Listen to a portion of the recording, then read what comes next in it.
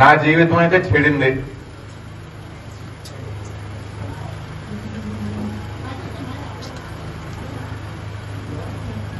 ఎవరి వల్ల చెడింది అని మీరు అనుకుంటున్నారో చెప్పగలరా?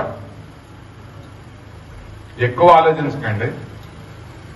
ఎవరి గురించి చెడుగా మాట్లాడే వ్యక్తిని కాదు. కాదు కాదు కాదు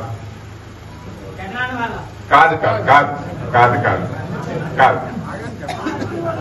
నా జీవితం ఎందుకు చెడింది అంటే మీరు చూపించిన ప్రేమ అభిమానాల వల్ల.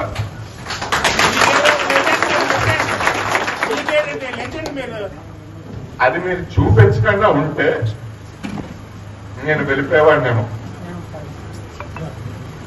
అది మీరు చూపించకుండా ఉంటే ఇంత కష్టపడేవాడిని కాదు. అది మీరు చూపించకుండా ఉంటే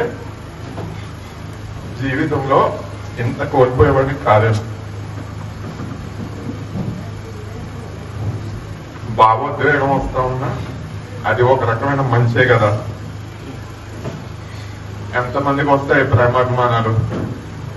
అందరికీ రావు. నాకు వచ్చే గోపాలపురం నుంచి ఇందాక ఒకరు మాట్లాడడం అనేది జరిగింది.